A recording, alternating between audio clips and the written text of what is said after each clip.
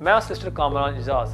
अगर तुहाडा कोई भी इमिग्रेशन मसला है, human rights applications, 7 year child applications, stateless applications या ईए एप्लीकेशंस, तुसी हुण ही मेरे नाल राबता करो 075 01 01 01 01।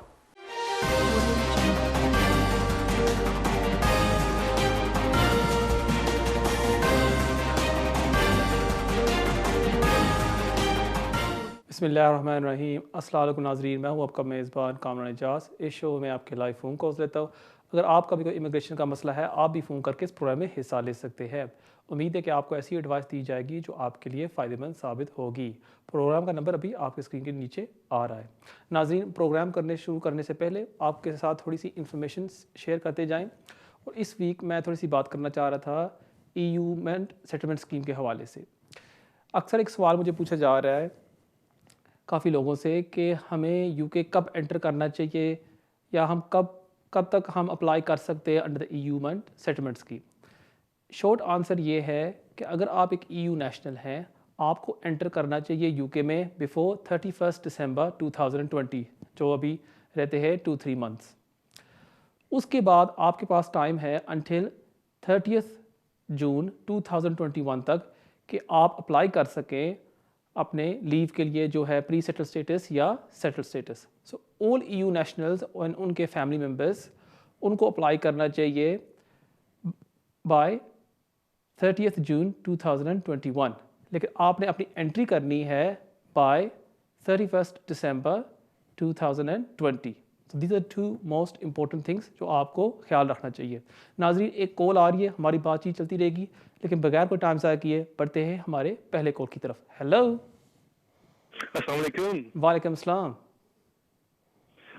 मेरा एक छोटा सा क्वेश्चन है। मेरी एक्सटेंशन डी है leave to remain on behalf of British. मेरा वीज़ा एक्सपायर हो रहा है नेक्स्ट मंथ। ठीक है। तो मेरा क्वेश्चन ये है कि मेरे पास कोर्ट ऑर्डर भी है। जी जी। ठीक है। तो मैं अपनी बच्ची से मिलता हूँ एवरी वीक। तो चाइल्ड मेंटेनेंस भी मैं पे कर रहा हूँ ठीक है। £21 अ वीक।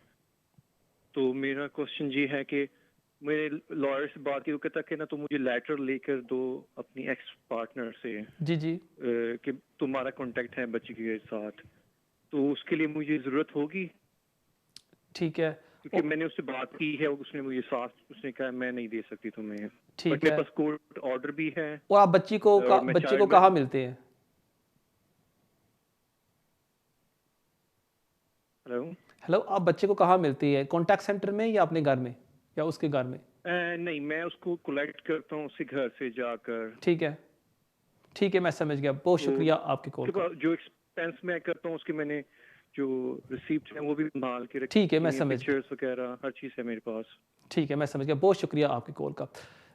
देखिए, अगर आपके साथ आपको बच्चे के साथ कॉन्टैक्ट है, यूजुअली आपको कॉन्टैक्ट ऑर्डर लगाना चाहिए साथ। और उसके साथ अगर आपकी जो एक्स पार्टनर है वो अगर वो कोऑपरेट कर रही हैं, उनकी तरफ से एक लेटर।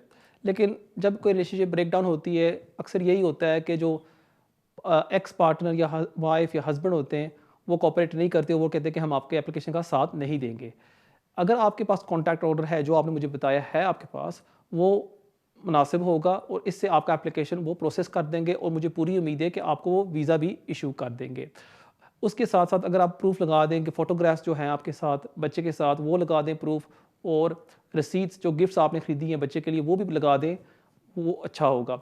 उसके साथ साथ कवर लेटर में अगर आप एक्सप्लेन कर दें कि जो आपकी जो एक्स वाइफ या है वो पार्टनर वो कोऑपरेट नहीं कर रही, वो मेरे ख्याल में मुनासिब होगा और होम ऑफिस आपको वीज़ा इशू कर देगी। बहुत शुक्रिया आपके कॉल का। नाज़रीन, बढ़ते हैं हमारे अगले कॉल की तरफ। Hello.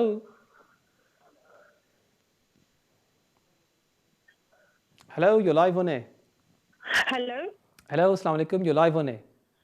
Assalamu alaikum. I'm just calling to ask, my husband's trying to apply for a British national passport, ठीक है। but he's been given a caution. In the 10 years that he's been here, he's never had a criminal conviction or anything. So it was just a simple caution that wasn't recorded by the police. I just want to know, would that affect his application? When was the caution issued? The caution was given 2 months ago. ठीक है, and it wasn't recorded on the police record? I wasn't, no, because the police officer just said to him that If it was for a DBS check, it will come onto it. But other than that, if you're applying for anything, it wouldn't show. Okay, I understand. Thank you very much for your call. Caller ने बताया मुझे कि इनके husband को question दी गई है और वो नेशनलिटी के लिए अप्लाई करना चाहते हैं, अगर उनके एप्लीकेशन को अफेक्ट करेगा या नहीं। अगर आपको क्वेश्चन मिलती है, यूजुअली ये अफेक्ट नहीं करता अनलेस आपको 3-4 क्वेश्चंस मिली हों और उस वजह से फिर वो आपको रिफ्यूज़ कर देते हैं कि आपका बैड कैरेक्टर है। So the short answer is no, it won't adversely affect your husband's application. लेकिन एक चीज़ आपको ज़रूर ख्याल रखनी चाहिए, अगर आपको क्वेश्चन मिलती है या अगर आपको कोई नॉन कस्टोडियल सेंटेंस मिलती है जो आपके रिकॉर्ड से निकल जाती है चंद साल बाद, फिर भी आपको होम ऑफिस एप्लीकेशन में डिक्लेयर करना होता है। सो your husband must still declare that, even though it might not be on his record or it might only show in certain checks. Please do declare that in your nationality application. So long as you declare that, you should be fine and they should grant your husband British nationality. Thank you very much for your call. नाजरीन, बढ़ते हैं हमारे अगले call की तरफ। Hello. Hello, you're live on air. Hello. Hello. You're live on air. जी फरमाइए। Hello, sorry. I have two questions, please, about spouse visa. जी जी। मेरी बेटी, उसको 2 बेनिफिट्स मिलते हैं। PIP जो है disability living allowance 332 per month. ठीक है। And also university credit. ठीक है। She wants to apply for the spouse visa for her husband from Pakistan. ठीक है। My first question is that he exempted from the threshold of £18,500. ठीक है, दूसरा सवाल आपका। And the second question is that she need to show any savings. ठीक है, मैं समझ गया। और कोई सवाल आपके हैं? No, sir. No, the last one is that how many statements will she need? That's everything, sir. Sorry, मेरा आपसे एक सवाल है कि जो आपकी जो बच्ची है वो आपके साथ रह रही है, वो आपका घर है? जी हाँ, अपना घर है, वो पेरेंट्स के साथ हमारे साथ रहती है। ठीक है, मैं समझ गया। कोई भी एक्सपेंसेस नहीं है, ना रेंट, ना रेट, ना बिजली का, ना खाने पीने का। ठीक है, मैं समझ गया। मैं देता हूँ आपके सवाल का जवाब। बहुत शुक्रिया आपके कॉल का। अब जवाब देने से पहले मेरी एक गुजारिश है सब व्यूअर्स से कि अगर आप हिंदी, उर्दू या पंजाबी बोल सकते हैं, प्लीज़ कोशिश करें कि आप उस ज़बान में मुझसे सवाल पूछें, क्योंकि जो हमारे मेन व्यूअर्स हैं वो उर्दू या पंजाबी या हिंदी समझते हैं। वेरी फ्यू हमारे जो व्यूअर्स हैं वो उनको इंग्लिश आती है। But if someone is watching this show and they can not speak fluent Urdu और Punjabi, then by all means you can ask your question in English. अच्छा, जहाँ तक आपका पहला सवाल था, आपने मुझे पूछा कि अगर आपकी बेटी को PIP मिलता है, वो एग्जेम्प्ट है 18,600 रिक्वायरमेंट से या नहीं। So the answer is yes, जी हाँ, उसको इनकम रिक्वायरमेंट दिखाने की कोई ज़रूरत नहीं। जहाँ तक आपका दूसरा सवाल है कि उसको कुछ और दिखाना होगा या नहीं, मेनली आपको अपने एप्लीकेशन के साथ लगाना होता है कि प्रूफ कि उसको PIP अलाउंस मिल रहा है, और दूसरा कि उसकी जो इनकम है वो ज़्यादा है जितनी एक कपल को मिलती है इनकम सपोर्ट के ऊपर। जो फॉर्मूला होम ऑफिस इस्तेमाल करती है जब आप एक इनकम रिक्वायरमेंट से एग्जेम्प्ट है, वो है A - B = C।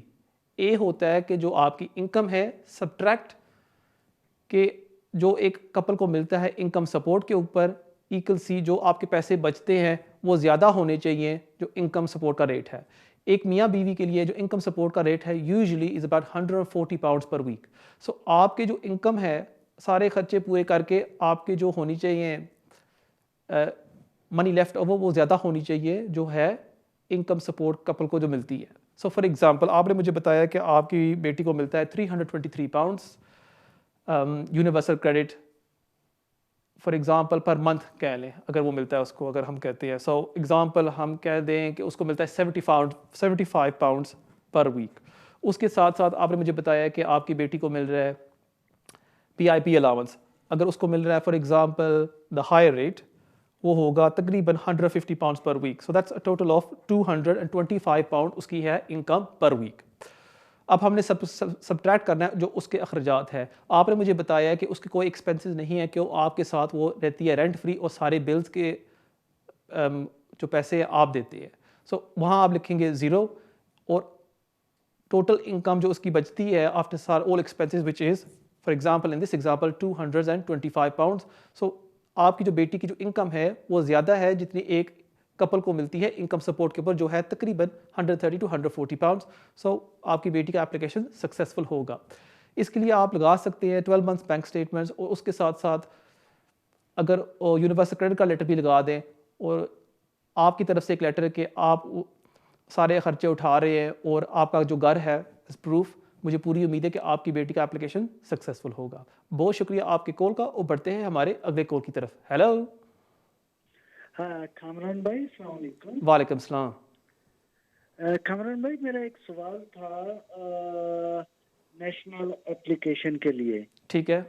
क्या क्या इस वक्त आपका कोई जॉब वगैरह या कोई सैलरी लिमिट भी है जो शो करनी पड़ती है कि ये जैसे गुड करेक्टर वगैरह तो है, उसमें क्या कोई इस ये भी बॉन्ड होता है कि भाई आप काम कर रहे हो जिस वक्त आप नेशनलिटी के लिए अप्लाई कर रहे हैं और कम से कम वेजेस इतनी हो, इस टाइप का भी कोई इसमें होता है या इसके लिए ठीक है। जरूरत नहीं है? अब मेरा आपसे एक सवाल है मेरे भाई, आपके पास इंडेफिनिट अभी है या नहीं?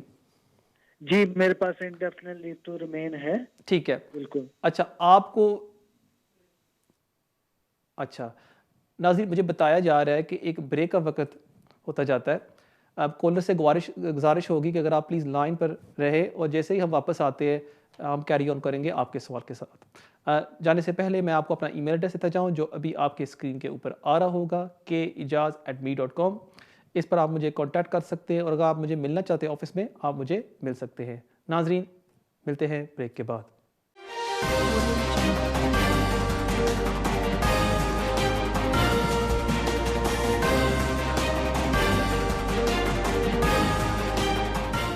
मैं सिस्टर कामरान एजाज। अगर तुहाडा कोई भी इमिग्रेशन मसला है, human rights applications, 7 year child applications, stateless applications या EA एप्लीकेशंस, तुसी हुण ही मेरे नाल राबता करो 075 01 01 01 01।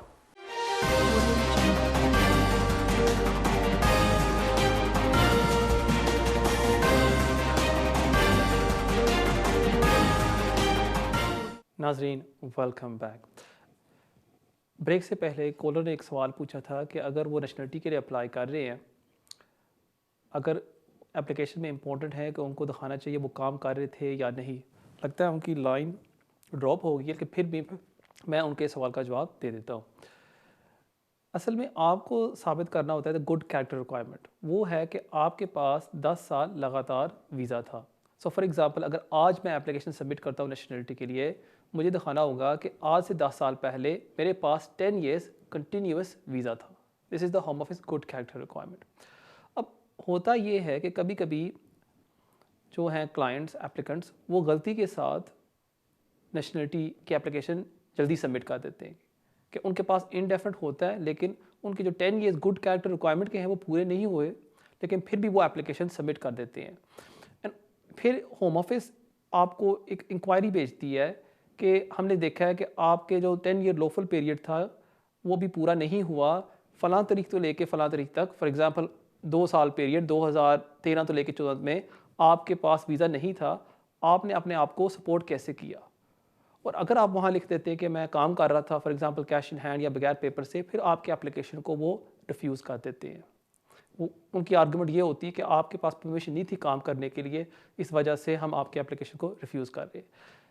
याद रखें, जब आप नेशनलिटी के लिए अप्लाई करते हैं, इसमें कोई ऐसी रिक्वायरमेंट नहीं है कि आपको दिखाना होता है कि आप 10 साल लगातार काम कर रहे थे। नो, अगर आप काम नहीं भी कर रहे थे, so long as you meet the requirements जो है, आपके पास इंडेफिनिट लीव टू रिमेन होनी चाहिए।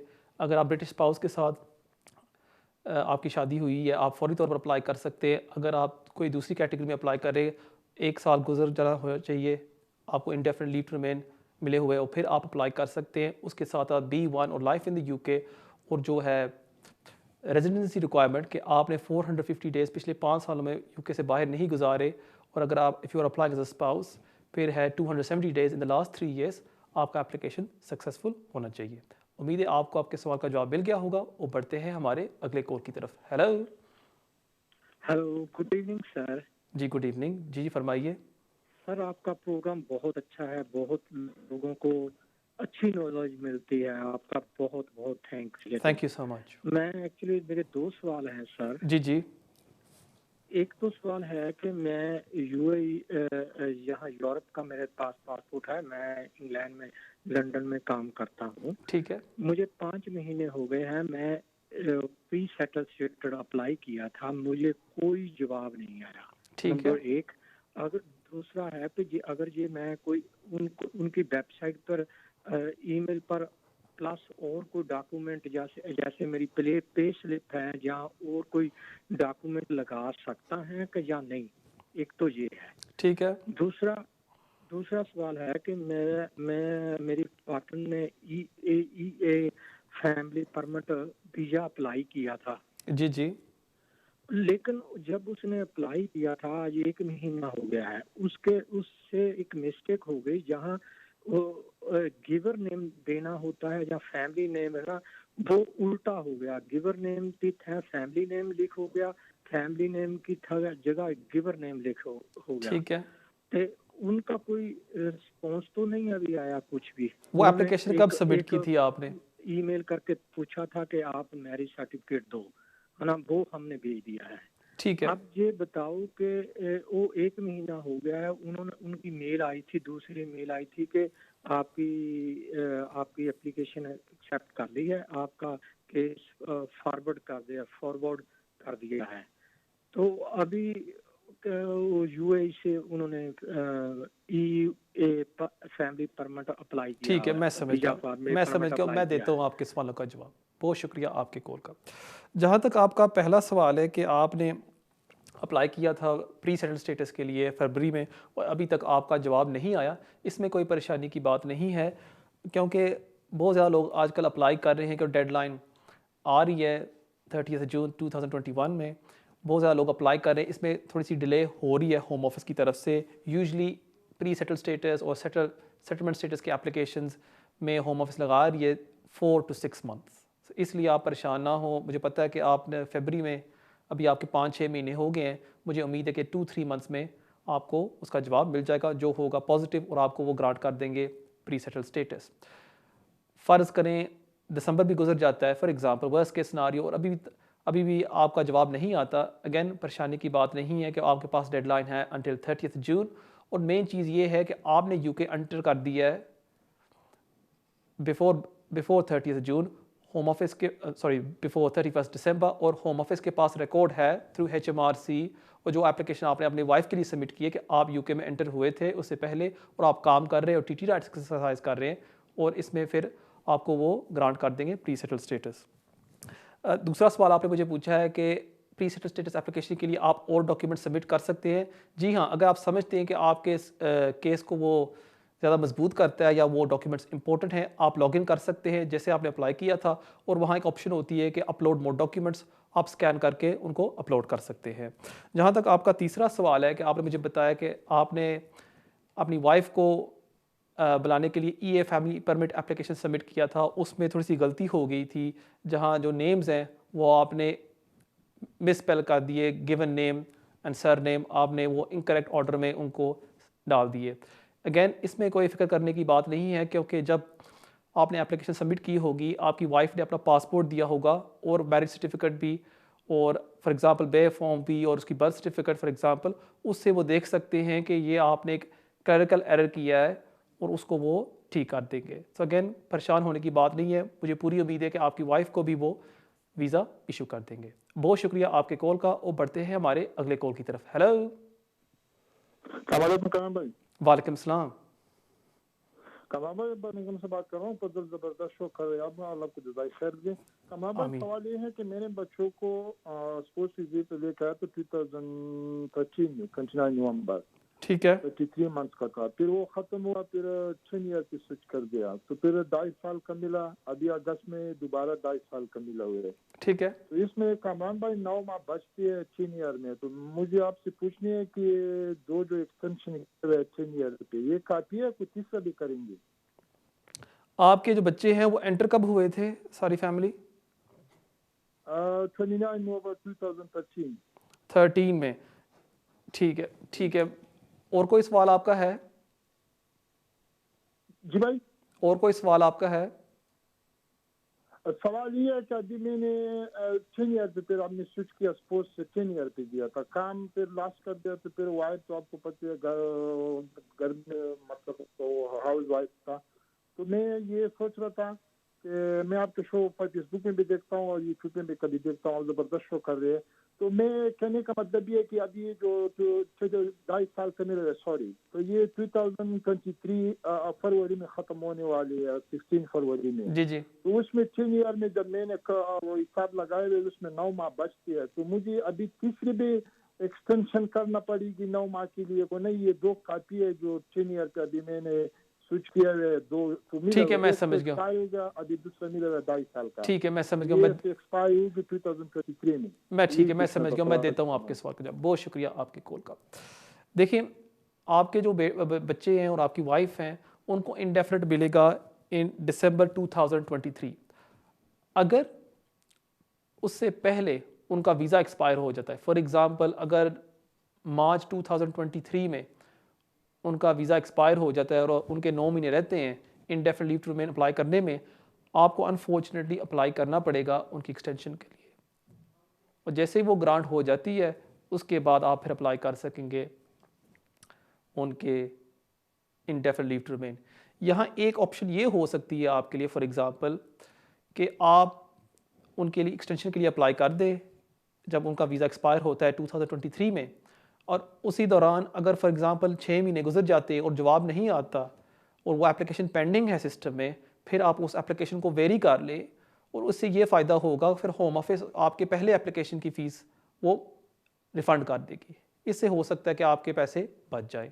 बेस्ट चीज़ यही होगी जब 2023 में आप सोच रहे हो एप्लीकेशन सबमिट करने के लिए, किसी सॉलिसिटर को मिल लें। बहुत शुक्रिया आपके कॉल का, और बढ़ते हैं हमारे अगले कॉल की तरफ। हेलो। अस्सलाम वालेकुम। वालेकुम सलाम। आप मेरी बात सुन रहे हो? जी जी, मैं सुन रहा हूँ जी, फरमाइए। अच्छा, मेरे को एक क्वेश्चन था। जी जी। मैंने नेचुरलाइजेशन का अप्लाई किया, जी जी। वो कंफर्म हो के आया कल। ठीक है, अभी काउंसिल कंग्रेचुलेशंस। उसने बताया मेरे को, काउंसिल से वो कांटेक्ट करेगा मेरे को। ठीक है। अभी जो पैंडेमिक की प्रॉब्लम है वो तो अभी ग्रुप सिनेमनी नहीं कराते, ठीक है। तो वो प्राइवेट कराना पड़ता है 1-to-1 मीन्स एक्स्ट्रा पेड करके। ठीक तो है। उसके लिए भी मेरे को वो जो इनविटेशन लेटर है उसके लिए वेट करना पड़ेगा, और मैं काउंसिल के साथ कांटेक्ट कर सकता हूँ? ठीक है, मैं समझ गया। बहुत शुक्रिया आपके कॉल का। आपको इनविटेशन लेटर के लिए वेट करना होगा, जैसे भी वो आता है फिर आप कौंसल के साथ कांटेक्ट कर सकते हैं। अब इसमें काफ़ी ज़्यादा डिले हो रही है होम ऑफिस की तरफ से ये इन्विटेशंस भेजने में। आप ये कर सकते हैं, नेशनैलिटी टीम को आप ईमेल कर सकते हैं। I think it's inquiries@nationality.com। वहाँ आप उनको कांटेक्ट कर सकते हैं और उनको बता सकते हैं कि मेरा एप्लीकेशन सक्सेसफुल हो गया और अभी तक मुझे इन्विटेशन लेटर नहीं मिला, प्लीज़ मुझे जल्दी से सेंड करें। बहुत शुक्रिया आपके कॉल का, और बढ़ते हैं हमारे अगले कॉल की तरफ। हेलो। हेलो, अस्सलाम वालेकुम। वालेकुम सलाम। कामरान भाई, क्या हाल है? ठीक जी, शुक्र अल्लाह का। जी फरमाइए। जी, मैंने पूछना था कि मैं 98 में आया था यूके में, ठीक है। तो 2017 में मैंने फिर पाकिस्तान में दूसरी शादी की है, ठीक है। तो उसमें से मेरी 2 बेटियां हैं। ठीक है। तो उनके लिए मैंने पासपोर्ट के बारे में पूछना था कि क्या डॉक्यूमेंट्स चाहिए, उधर इस्लामाबाद बन जाएगा या कैसे होगा? ठीक है। और वो कब पैदा हुई थी? अ, अ, पहली बेटी जो है मेरी 1.5 साल की है, दूसरी बेटी जो है 8 महीने की है जी। ठीक है, मैं समझ गया। बहुत शुक्रिया आपके कॉल का। क्योंकि वो हैं ब्रिटिश बाय बर्थ, आप उनके लिए अप्लाई कर सकते हैं पासपोर्ट के लिए। आपको पाकिस्तान से अप्लाई करना होगा फॉर्म OS1। अगर वो उसके थ्रू आप अप्लाई कर लें, उनको वो इशू कर देंगे। बहुत शुक्रिया आपके कॉल का, और बढ़ते हैं हमारे अगले कॉल की तरफ। Hello. Hello. Hello, you live होने। जी कमरन भाई, मेरा नाम सनी है। जी जी। मेरे 2 क्वेश्चन है आपसे। एक तो मेरे को अपने फियांसे वीजा अप्लाई करना है। ठीक है। मेरे फियांसे अभी इंडिया में है। ठीक है। ठीक है। अभी जैसे कोविड-19 की वजह से हमारा ना लॉकडाउन हुआ था, तो मेरा एक सैलरी स्लिप मिस हुआ था वीक 2 का। ठीक है। ठीक है, उसका क्या कैसे मतलब कवर होगा? और सेकंड ये, जब मैं अभी फियांसे वीजा अप्लाई करूंगा उसके लिए मेरे को मतलब अपने लोकल काउंसिल में शादी के लिए डेट पहले से एडवांस में होगी, या फिर जब मेरे फियांसे यहाँ पे आ जाएंगे उसके बाद मैं शादी यहाँ पे डेट लूँगा? ठीक है। मेरा ये क्वेश्चन है जो आपसे। पहला सवाल आपका है कि आपने मुझे बताया है कि सॉरी एक पे स्लिप आपकी मिसिंग है, आपको सैलरी वीकली मिलती है या मंथली?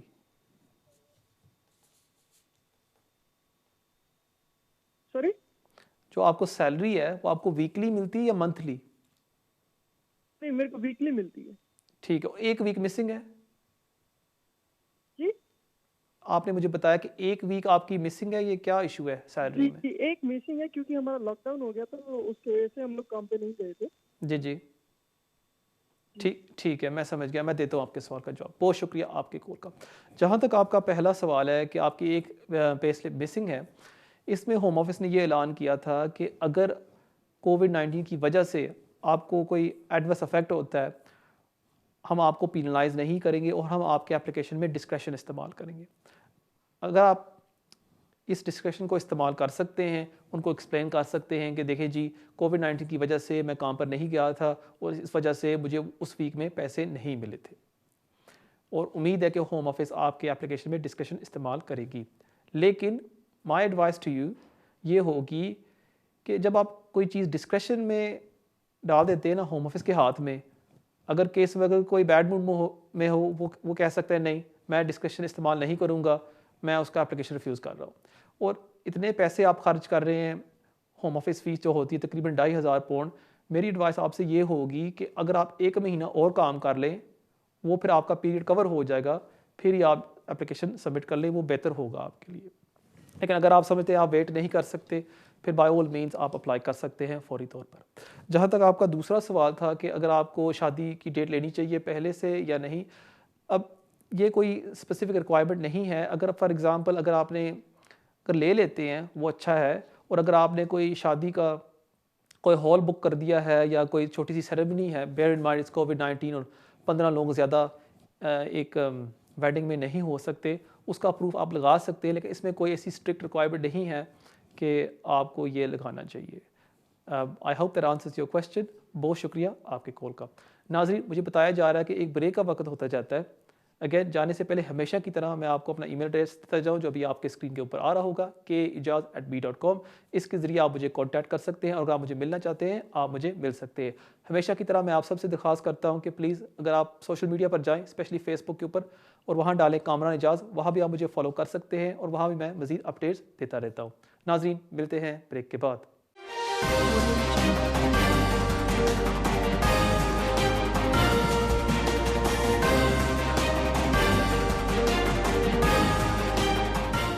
मैं सिस्टर कामरान एजाज। अगर तुहाडा कोई भी इमिग्रेशन मसला है, human rights applications, 7 year child applications, stateless applications या EA एप्लीकेशंस, तुसी हुण ही मेरे नाल राबता करो 075 01 01 01 01।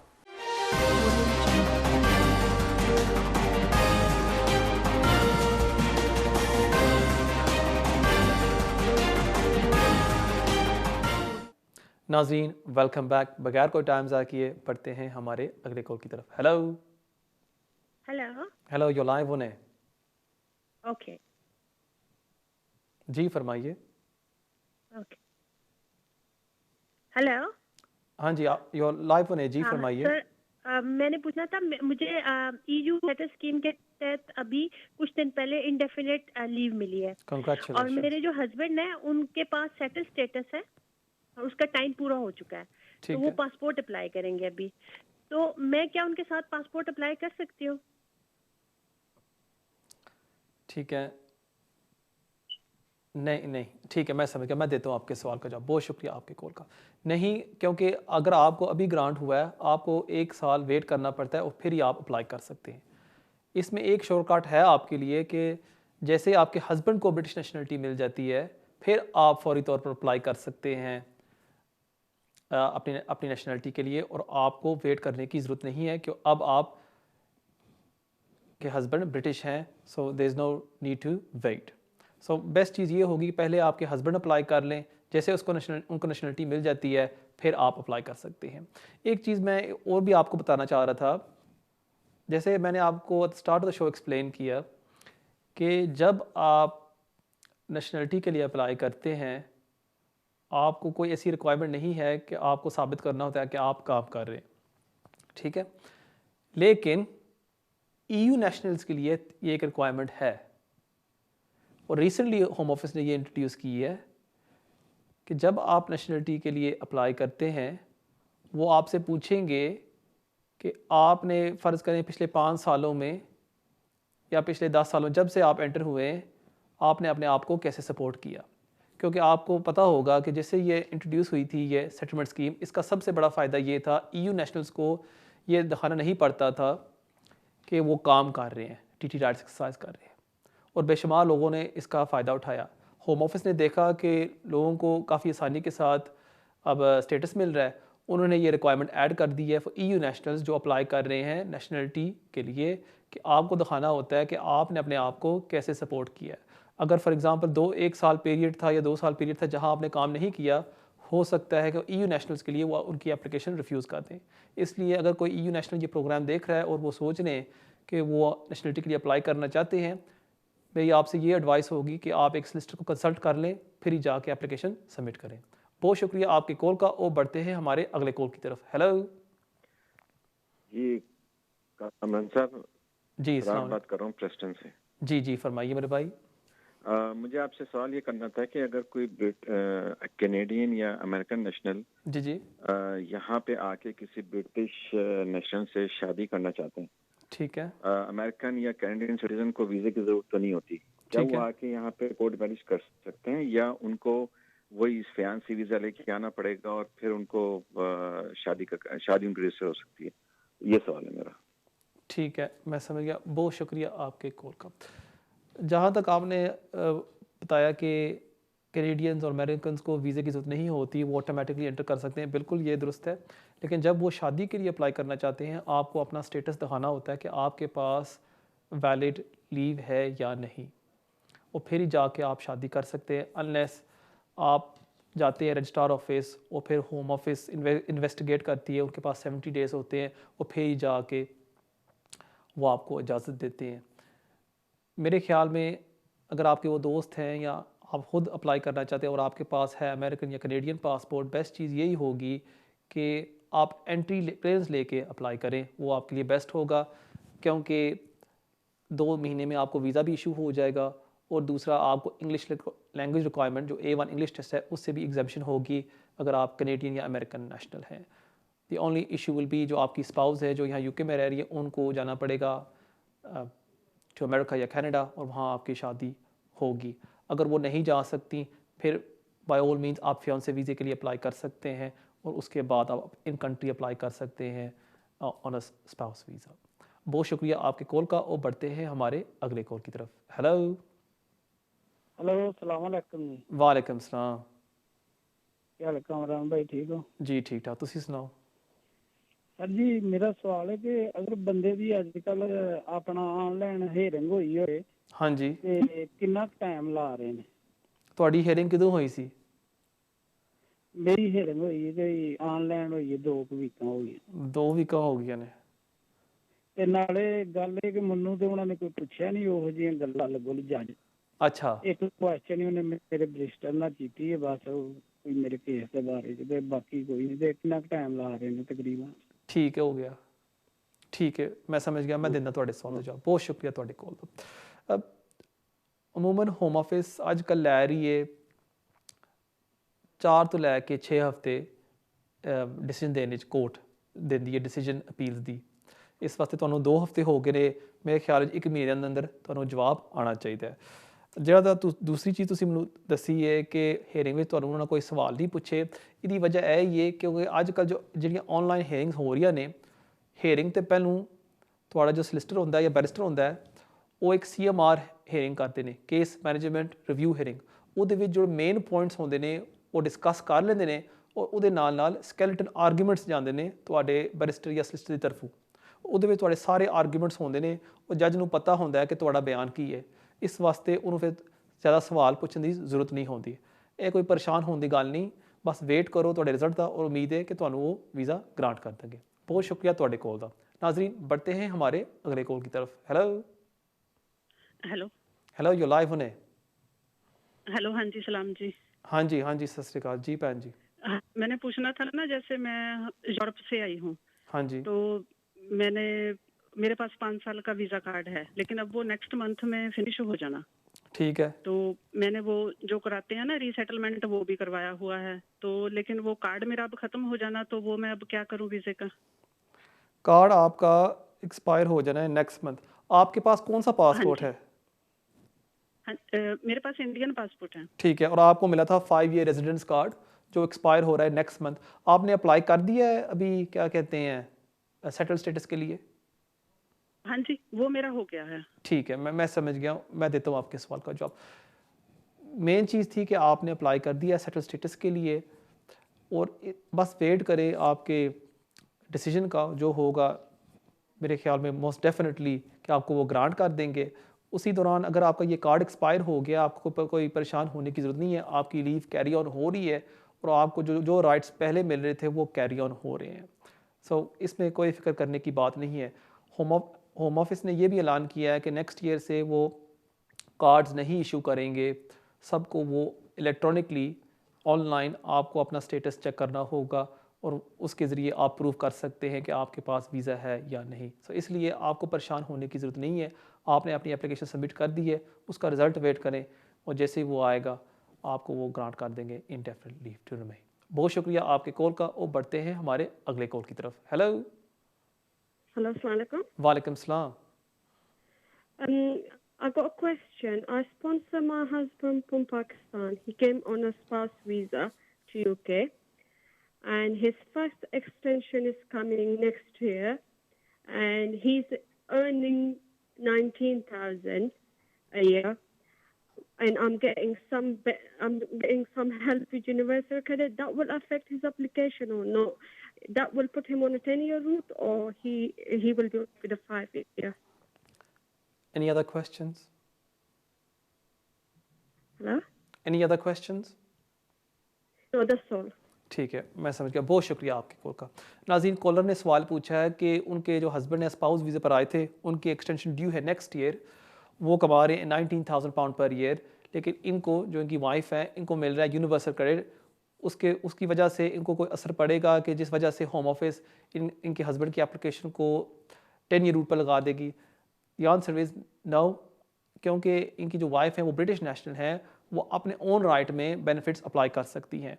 जो इनके हस्बैंड हैं उनको मेनली ये सेटिस्फाई करना होगा कि वो इनकम रिक्वायरमेंट मीट कर रहे हैं। इन्होंने मुझे बताया कि वो मीट कर रहे हैं, सो मुझे पूरी उम्मीद है कि उनको वो ग्रांट कर देंगे further extension on the 5-year route. And secondly, आपके हस्बैंड को पास करना होगा A2 English test. So A2 English test और द 19,000 पाउंड ये मुनासिब है, और उनको वो ग्रांट कर देंगे further 2.5 years on the 5-year route. बहुत शुक्रिया आपके कॉल का, वो बढ़ते हैं हमारे अगले कॉल की तरफ। हेलो, यू लाइव होने। हेलो, अस्सलाम वालेकुम। वालेकुम सलाम। कामरान भाई, मेरा नाम वसीम भट्ट है और मैं इटली से बात कर रहा हूँ। जी वसीम भाई। हाँ जी भाई, मैं ये जानना चाह रहा था कि जो लोग यूरोपियन लोग यहाँ से यूरोपियन नेशनलिस्ट हैं जो इनमें जो शिफ्ट होते हैं यहाँ से, जी तो वो वहाँ से अगर किसी को अपने फैमिली के किसी भी बंदे को बुलाना चाहते हैं तो उसके लिए क्या प्रोसेस होता है, उसके लिए क्या रिक्वायरमेंट्स है? क्या वो अभी भी वो कानून लागू है? क्योंकि अभी तो इंग्लैंड यूरोप से आउट हो गया है, तो क्या अभी भी वही लॉ चल रहा है या उसमें कुछ चेंज? अगर है तो वो क्या तरीकाकार है उसका और कैसे वो होगा? ठीक है, आप इटालियन नेशनल हैं या आपके पास इटालियन रेजिडेंस कार्ड है? Italian national, Italian passport. ठीक है, मैं समझ, मैं देता हूँ आपके सवाल का जवाब। बहुत शुक्रिया आपके कॉल का।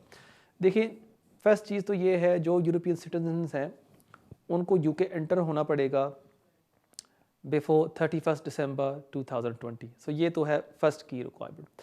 जहाँ तक आपका दूसरा सवाल था कि अगर आप फैमिली मेम्बर्स को बुलाना चाहते हैं उसकी क्या डेडलाइन है, इसमें 2 पॉइंट्स मैं कहना चाहता हूँ।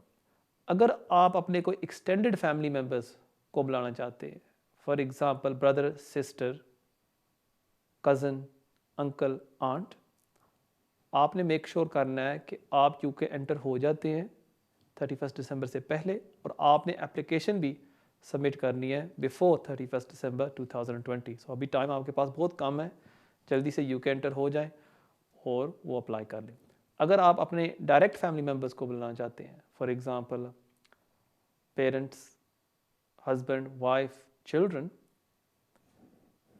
सो लॉन्ग एज आपकी जो शादी है वो होती है 31 दिसंबर 2020 से पहले, वो रिलेशनशिप एग्जिस्ट थी बिफोर 31 दिसंबर 2020, आप उनको बुला सकते हैं इवन आफ्टर दिसंबर 2020। उसमें कोई डेडलाइन होम ऑफिस ने अभी तक नहीं दी। सो फॉर एग्जांपल अगर आप नेक्स्ट ईयर अपनी वाइफ को बुलाना चाहते हैं और आप एंटर हुए थे बिफोर 31 दिसंबर और आपकी वाइफ की शादी हुई थी फॉर एग्जांपल इन 2018 और आपका एक बच्चा भी है, आप उनको बुला सकते हैं। और फॉर एग्जांपल अगर आपका एक बच्चा होता है इन द न्यू ईयर जो पैदा होता है ये ट्रांजिशन पीरियड के बाद, उसको भी आप बुला सकते हैं क्योंकि आपकी शादी हुई थी डेडलाइन से पहले। So these are the key points, इनको प्लीज़ ज़हन में याद रखिएगा। नाज़रीन पढ़ते हैं हमारे अगले कॉल की तरफ। हेलो हेलो हेलो, यो लाइव होने, जी फरमाइए। हेलो जी जी फरमाइए।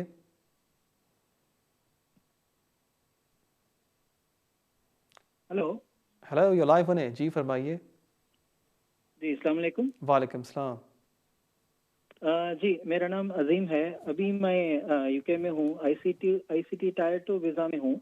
ठीक है। तो मेरा क्वेश्चन ये है कि आईसीटी जनरल वीज़ा में कैसा आ सकता हूँ मैं, ऑप्शंस क्या हैं? ठीक है, अभी आप कौन से वीज़े पर हैं? ICT tier 2। ठीक है ठीक है, मैं समझ गया। तो जी जी आईसीटी टायर 2 में I think there are some restrictions like if you go back to India we can not come back. आपका वीज़ा कब एक्सपायर हो रहा है? There is a cooling period for 1 year. ठीक है, आपका वीज़ा कब एक्सपायर हो रहा है? मेरा तो नेक्स्ट ईयर है, नेक्स्ट अगस्त 2021। ठीक है, मैं समझ गया। बहुत शुक्रिया आपके कॉल का। क्योंकि आपका वीज़ा एक्सपायर हो रहा है नेक्स्ट ईयर फ्रॉम 1 जनवरी, जब न्यू पीबीएस सिस्टम आ रहा है, उसमें गुड न्यूज़ है जो लोग आईसीटी वीज़े पर हैं, जो 1 ईयर कूलिंग ऑफ पीरियड है उसको अबॉलिश किया जा रहा है। सो अगर आप स्विच करते हैं फ्रॉम द न्यू ईयर, आपको वो qualifying period cooling of period उसका आपको फॉलो करना नहीं पड़ेगा, आप ऑटोमेटिकली स्विच कर सकते हैं for example to tier 2 general. So इसलिए मेरी एडवाइस आपसे ये होगी, just wait a few months, as soon as the new system comes into place आप स्विच कर लें। बहुत शुक्रिया आपके कॉल का। और बढ़ते हैं। नहीं नाज़रीन, ये था हमारा आखिरी कॉल आज के लिए। उम्मीद है आपको आज का प्रोग्राम पसंद आया होगा। हमेशा की तरह मैं आप सबसे दरख्वास्त करता हूँ कि प्लीज़ अगर आप सोशल मीडिया पर स्पेशली फेसबुक और यूट्यूब पर वहाँ मेरा नाम डालें कामरान एजाज़, और मुझे फॉलो करें और इस प्रोग्राम को शेयर करें और लाइक करें। मैं आपका बहुत बहुत शुक्रगुज़ार हूँगा। नाज़रीन इंशाअल्लाह ताला हमारी मुलाकात अगले हफ्ते इसी टाइम होगी 6 से लेकर 7 बजे, सिर्फ और सिर्फ वीनस टीवी पर। तब तक के लिए मुझे इजाज़त दें। इंशाअल्लाह ताला नेक्स्ट वीक मिलेंगे। अस्सलाम वालेकुम।